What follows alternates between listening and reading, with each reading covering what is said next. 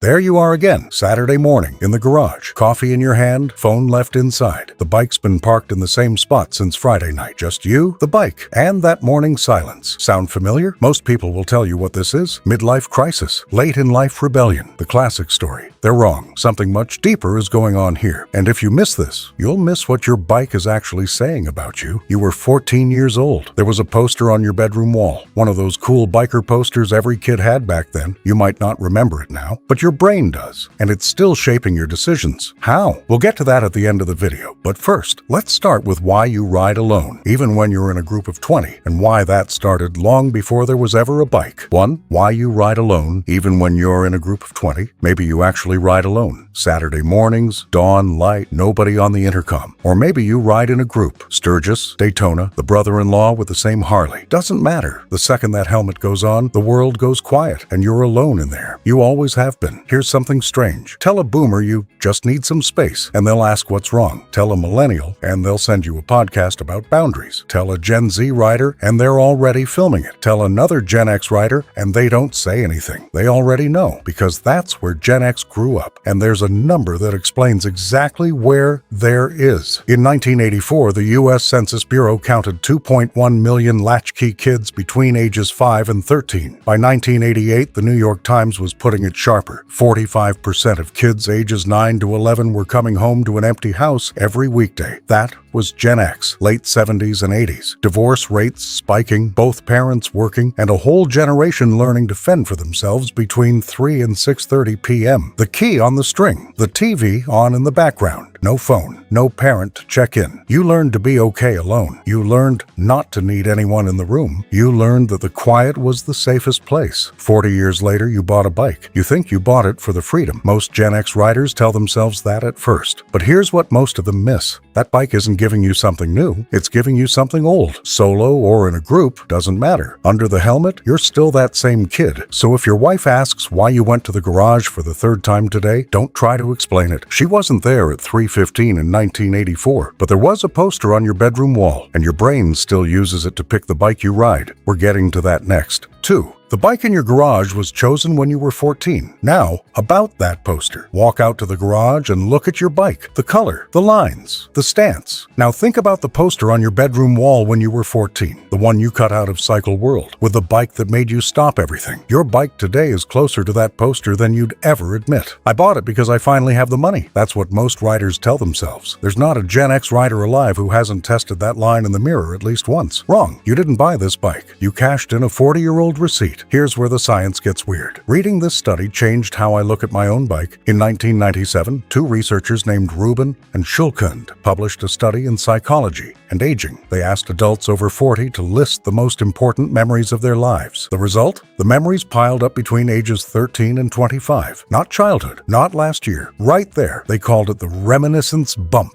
A follow-up in 2008 nailed it even tighter. For men, the peak is 15 to 18. Whatever you locked into your brain at that age is still running the show today. Most people don't even know it's happening. Now do the math. If you're Gen X, that window falls between 1980 and 1998. The first GSXR, the Ninja 900, Wayne Rainey dragging his elbow around Laguna Seca on a Sunday afternoon. Your brain encoded all of it. None of it ever left. It just sat there, waiting. And here's something nobody connects. You never told anyone about that poster. Maybe one friend. That was it. Privacy was the default setting back then. Today, your bike costs more than your first car, and you still don't post about it. Same code, same kid. He picked the bike. You just signed the paperwork. Now, here's the question nobody asks. Why don't you trust the guy who sold it to you? The answer goes back even further than the poster. 3. You don't trust the dealer, and the reason goes way back. Your bike makes a strange noise. Most people pick up the phone and call the dealer. You don't. You walk to the garage, grab the manual, and start looking for it yourself. You'd rather break your own bike than let a guy in a polo shirt charge you $180 an hour to tell you what you already figured out 2 beers ago. Most riders think they do this to save money. Wrong. The money is barely the point. Here's what nobody mentions. You grew up watching adults make promises that didn't hold. Stable job, stable pension, follow the rules, and you'll be fine. Then you watched your father get laid off, or the factory that ran the whole town shut its doors. Every confident grown-up ended up looking smaller than their words. You learned early. The louder somebody promises, the less you should listen. By the time a dealer says, "Trust me, this is the deal of the season," your brain just shrugs. You've heard that voice before, usually right before something broke. And here's where memory science makes it stranger. In 1978, two psychologists named Slamecka and Graf published a study in the Journal of Experimental Psychology. They called it the generation effect. When you figure something out yourself instead of being handed the answer, your brain encodes it deeper. You remember it longer. You trust it more. The torque spec you found on page 84 of a Haynes manual, grease on your thumb that lives in you in a way no walkthrough video ever will. Translation: this isn't preference. Your brain has been training for it since you were 10. And hey, if any of this is hitting home, hit like and subscribe. That's the only way to reach more Gen X riders out there. Walk into any Gen X garage on a Saturday afternoon. Bike on the lift, half the panels off. Somebody who hasn't seen the inside of a service department in 15 years. That's not stubbornness. You'd rather respect a man who knows the work than a man with a title. Which brings us to the most expensive part of the story. The reason you couldn't have bought this bike at 25. We're getting to that next. 4. You couldn't have bought this bike at 25. That's the point. Think about your 25th birthday, apartment rent, student loans still hanging on, maybe a kid on the way, the same magazine on the floor, same poster of the same bike, but you closed it and went to work. Because at 25, the bike was a fantasy, a someday. Now it's in your garage. The fantasy didn't change. You did. Most people would call this finally having the money. Wrong. That's not the story. Here's the part nobody sees. Look at the numbers. According to the 2018 Motorcycle Industry Council Owner Survey of 2,472 American riders, the median age of a U.S. motorcycle owner is now 50 years old. Median household income, $62,500. IBIS World's 2025 report puts riders between 45 and 64 as the largest buyers in the market. Cruisers, touring bikes, high-end sport bikes. That's not coincidence. That's a whole generation finally cashing in. But here's what the data doesn't tell you, and this is the part that gets to me. The data can't show the price behind the price. Look at any Gen X garage and you're not looking at a midlife purchase. You're looking at 30 years of paying for a moment. The mortgage, the career, the kid who's now in college and only calls when something's broken, the dog that outlived 3 iPhones. All of it cleared the path. So one Saturday morning, you can walk out to the garage with a cup of coffee. Doesn't sound expensive. It was the most expensive thing you ever did. So the bike isn't a luxury. It's a receipt, 30 years long. And here's the next twist. Someone in your life is going to look at this and call it a midlife crisis. Your wife, your coworker, the neighbor with a smirk, your mother-in-law has thoughts. They're all wrong. And a 7,000-person study proves it. That's next. 5. You're not having a midlife crisis. Science says so. You know what people say when you bring the bike home. Your wife rolls her eyes. Your coworker calls it your midlife crisis bike. The neighbor smirks and asks when the red sports car is coming next. Everyone knows the script. Hollywood wrote it in the 70s and nobody bothered to update it. There's just one problem. The midlife crisis isn't real. Not for most people, not for you. And the data on it is overwhelming. This is one of the most studied questions in adult psychology. The Midlife in the United States study, run by Dr. Margie Lockman at Brandeis University, has tracked more than 7,000 American adults since 1995. They asked the obvious question, does midlife actually push people into crisis? The answer, repeated across decades of data, only 10 to 20% of adults report anything close to a midlife crisis. The other 80%, stable, sometimes happier than they were at 30. The crisis was a popular myth, not a psychological reality. So what is actually happening to you? Not a crisis, a realization. And it's the kind that only happens to your generation. You spent your whole life waiting for the next thing to go wrong. The job, the market, the next bad surprise. Gen X grew up on the floor of every recession. So your default expectation has always been, don't get comfortable. And then one day you wake up at 50, the bike is in the garage, and the bad surprise didn't come. You earned the day, not in a crisis way, in a quiet way, which is exactly why nobody hands you a trophy for it. They don't even see it. And there's a reason for that, one that goes deeper than this video, because Gen X never gets seen, and we're getting to the most uncomfortable truth about that next. 6. The forgotten generation. And the bike means more than they'll ever understand. Look at the history. Boomers built Sturgis. They turned Harley into an institution. They wrote the songs. Millennials moved it all to Instagram, made content out of every corner. Each generation gets a story written about it. You don't. And here's why that's the most Gen X thing of all. Gen X did the work in between. You kept the dealerships running through the 90s when sport bikes nearly killed the cruiser market. You kept the magazines alive. You taught half the millennial riders how to shift their first bike. They posted about it. You didn't. And nobody wrote that down. Nobody put you on the cover. That's the joke of it. The bridge generation never gets credited for the bridge. But here's the part that flips it. In 2006, 4 researchers, Wildschut, Sedikides, Arndt and Routledge, published 7 studies in the Journal of Personality and Social Psychology. They were studying nostalgia. For 200 years, nostalgia had been treated as a sickness, a weakness. Their finding flipped it. Nostalgia is a psychological resource. It restores meaning. It strengthens identity. It connects you to who you've always been. That coffee in the garage, that poster from 40 years ago,